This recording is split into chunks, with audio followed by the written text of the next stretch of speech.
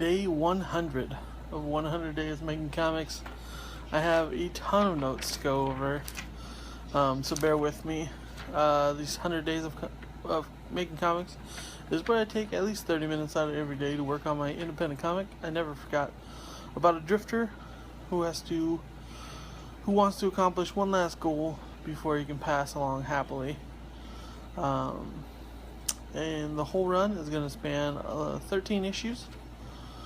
I have most of the story figured out as far as the overlapping arc, but I tackle it issue by issue. And what I worked on today was, for about the last hour, I have been roughing in the first 6 pages of issue 4. That's right, issue 4. When I initially started these 100 days, I believe I was starting on the roughs for issue 2. When I had started, every issue was going to be about 24 pages, and it was just going to be the standard floppy issue.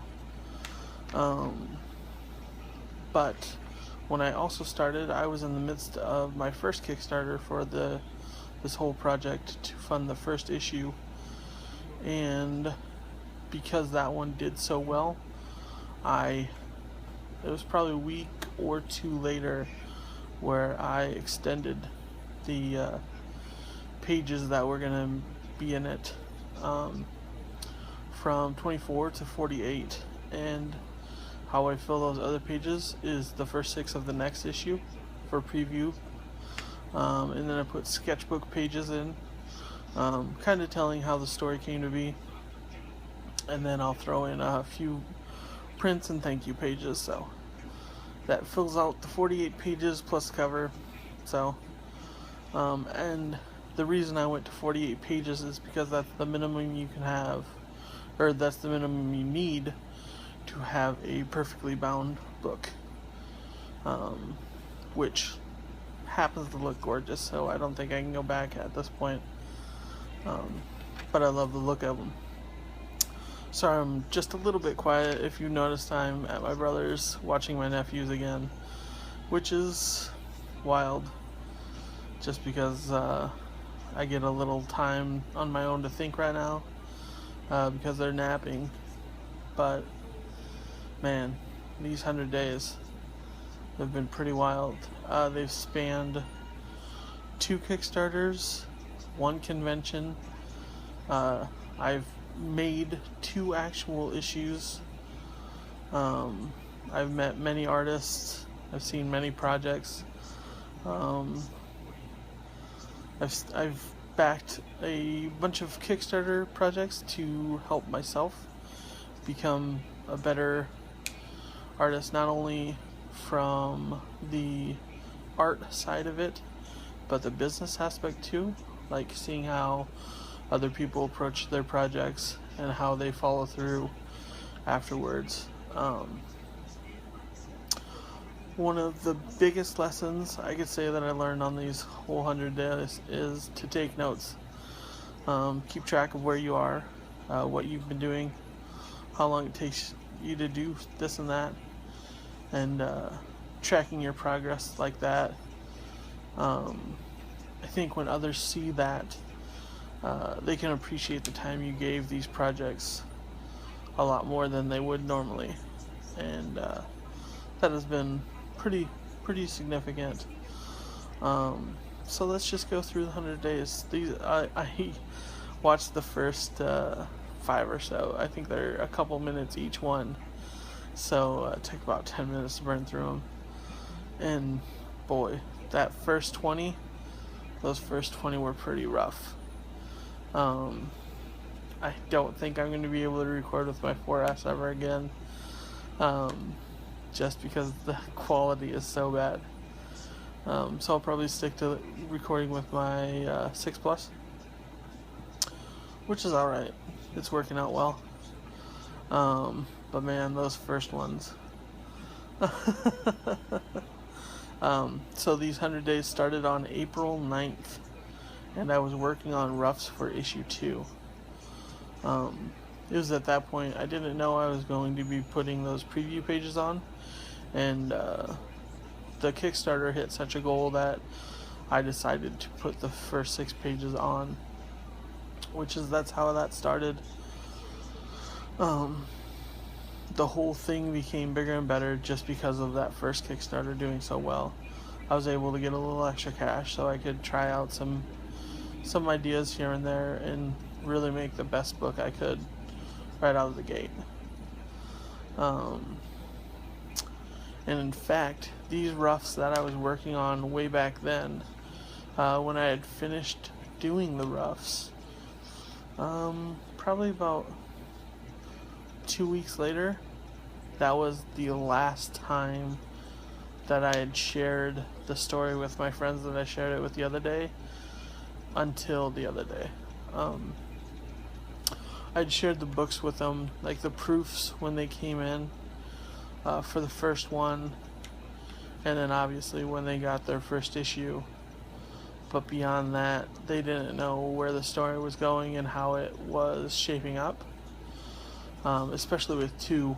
Once I got the line work done for 2, I had added more pages that they hadn't even seen in the roughs. Because if you go back, you'll see that I was adding pages that I couldn't pen out. And I wish I was at home so I had the pages showing the progress from that first issue to that second issue's line work, and then even from the second issue to the third issue's line work. It's gone by leaps and bounds, just because my hand's getting steadier. I'm getting more confident in my line work, and plus using Bristol allows you to be a little more extravagant without making it more gaudy, if that makes sense. So the progression of the artwork has increased as well. Considering this is my first forte into this whole wild business, I'm pretty proud of what I've accomplished so far. And considering I want to get 5 done by Christmas, I'm pretty much right on track for that. I'm hoping to get the 3rd one done by mid-August, if not the end of August, have it printed form, and then I'll be off on 4. Let's see. So yeah, the roughs hadn't been shared since the mid-end of April. Then from that point, it was getting ready for my first convention and getting things together for that, getting the first issue done, completed, so I could finally do that. When you put down that first table booth money and you're not sure if you're going to have anything to show for it, that's nerve-wracking. That's all kinds of nerve-wracking. But then I went to my first convention and had a hell of a time. I got, if you watched all these 100 videos, you've seen me gambling even a couple times to help pay for this whole business. It's wild. Yeah, gambling to support my art has been a big thing to me. Making prints and everything like that, and even helping curb some of the extra money I'm putting towards the comic project. There were definitely a few taking from inside of a casino, which I'm pretty sure they would frown upon, but whatever. Also, that first month, I got a brand new scanner to help with making the pages look as good as they could. I started out working on a all-in-one printer scanner, which if you're starting out on this, I would definitely not suggest doing it all in one. A lot of the info I was seeing when I was working with that is, since they're not separated, it's not as high quality as it could be. And with mine, I think it was an HP, but there was a blue or green hue, I can't remember, but it was giving a false distortion to the pages. So I had ordered so many proofs and didn't like the way they were coming back with that hue, so I bought a whole new separate scanner and rescanned the entire first issue to get ready for that first book, which was a great course of action. One definitely would not have turned out as good, and considering it's the first of the work on this project, I mean, it had to be good.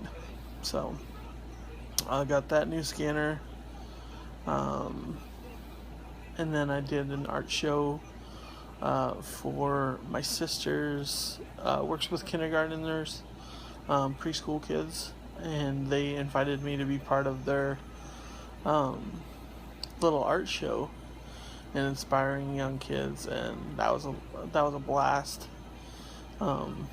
Getting to talk with a lot of little kids, and I mean, if you can hold the attention of a child, and if they want to watch you draw something they know, like I think I drew Baymax and Frozen that night, and they were just completely enamored by me working on it, and it was so much fun.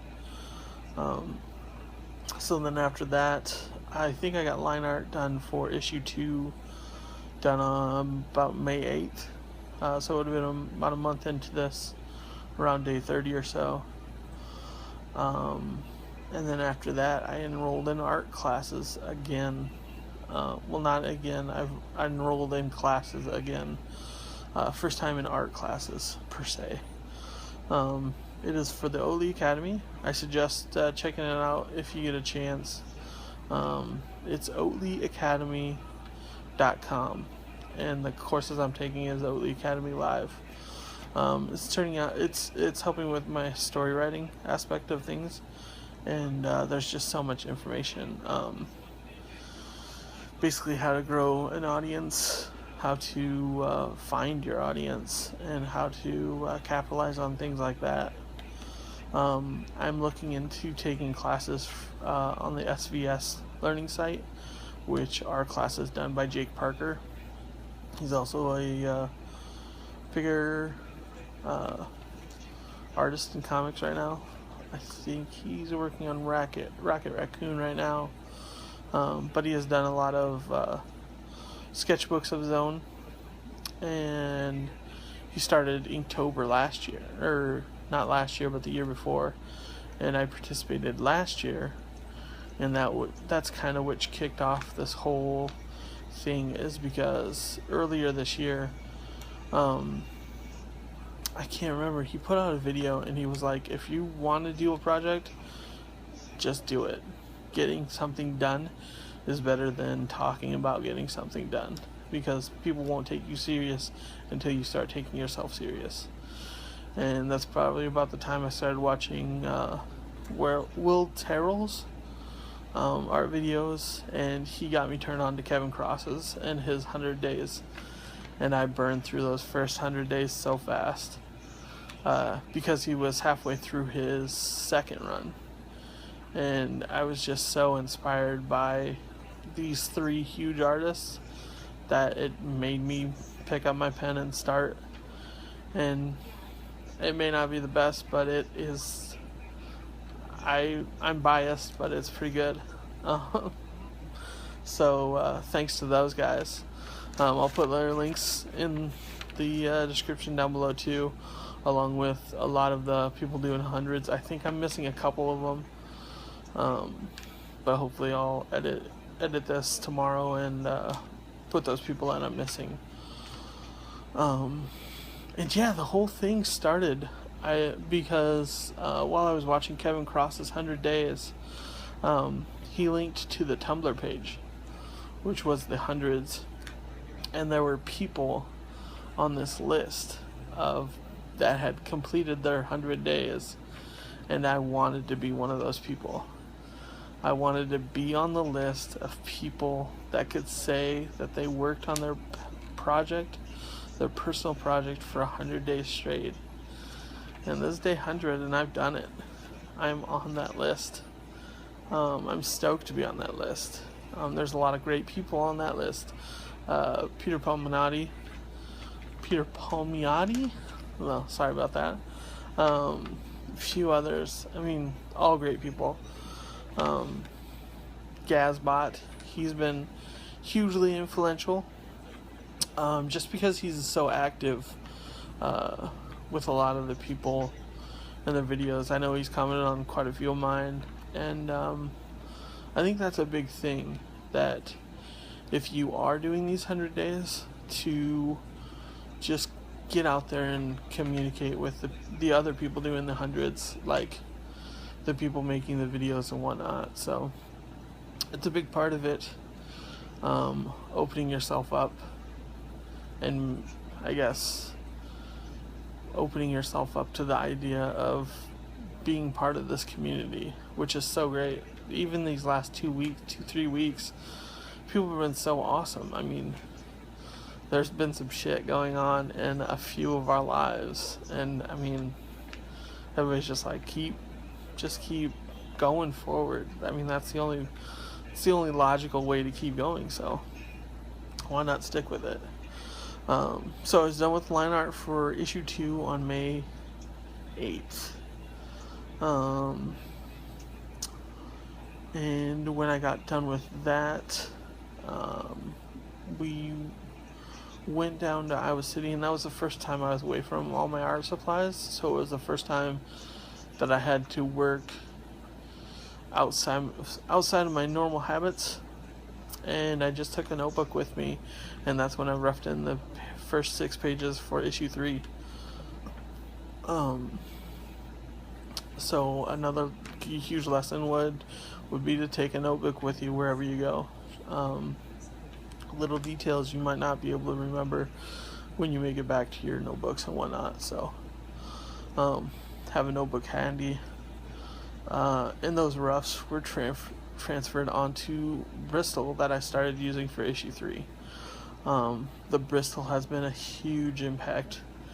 I'm so excited to start coloring them, because it's just the perfect size, and it translates to the books I'm making so easily and so nicely.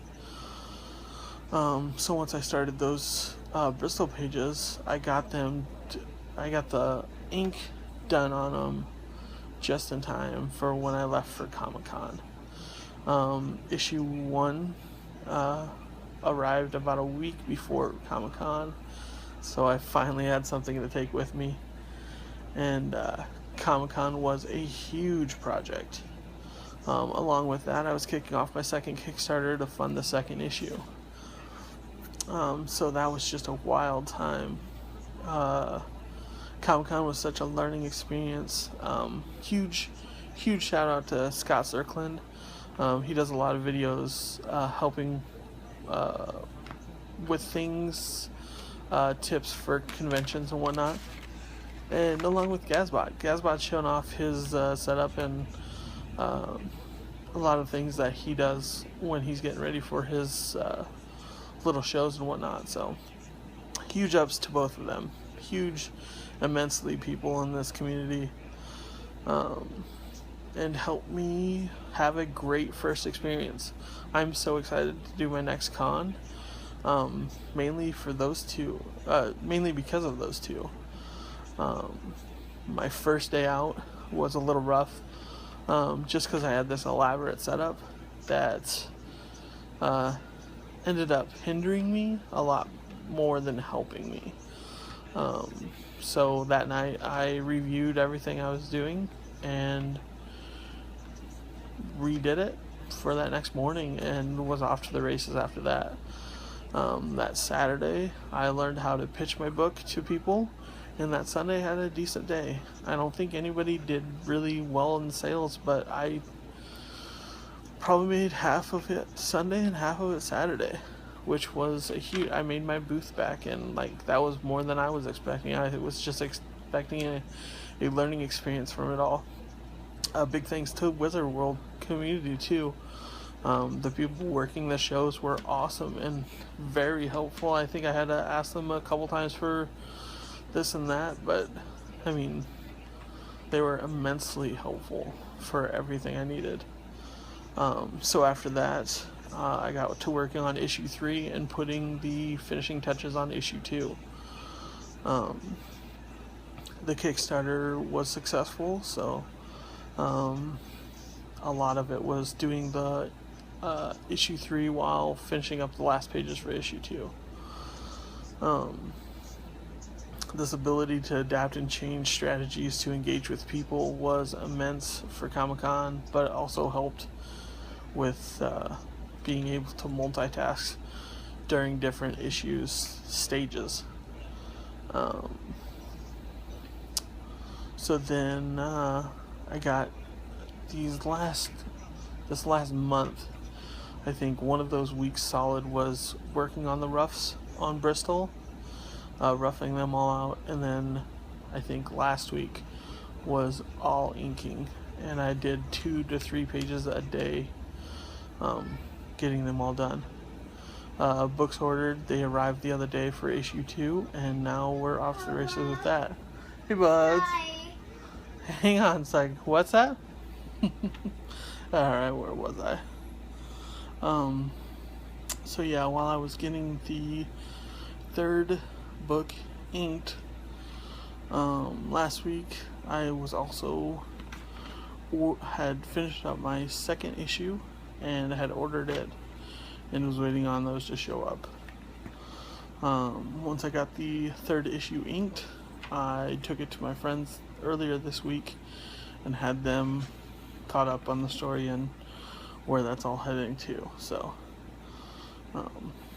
that's where I stand with the 100 days. It's been such an immense experience.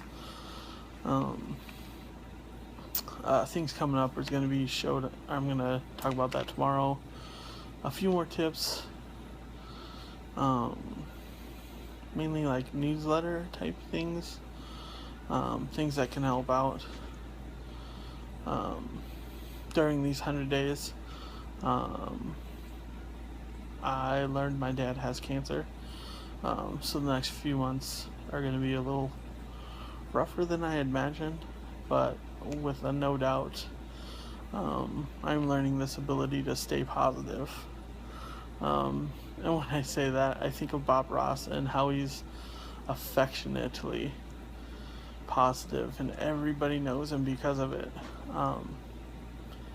It's insanity how great of a personality he had, and I want to be that same person. I've been afraid of being vulnerable to readers about personal issues, but I'm slowly getting over that. The improving of my art for these issues and this whole story has been obvious to the eyes. And then becoming part of this whole community has been such an immense experience. The hangouts, comments with other people, just little bullshit conversations we have on the sides. And then today, to finish it up, I've got issue 4, first 6 pages roughed out, so I'm exactly 2 issues ahead of where I started when I started these 100 days, which is awesome because that means I can do 2 issues in 100 days. So hopefully I'll be done with 4 when I get done with the next 100 days, which start tomorrow. That's all for today, though. Thanks for catching up with me, following along. Any of these random videos you caught along the way. if you want to talk to me, get at me, all my socials are down below. Basically, you find me under the username Samurai Ox, or my Facebook page is facebook.com/ox666. This is my personal page. Or my art page is facebook.com/theoxenfragments, or not fragments, the Oxen Playground. Sorry. I'm a big part of the hundreds community. I intend to stay that way because it has been just super rewarding. I look forward to the next 100 days and what everybody else is working on, and thanks for everything up to this point, and I look to make the next 100 just as amazing. I'll catch up with you tomorrow for day 1 of the second 100 days of making comics. Later.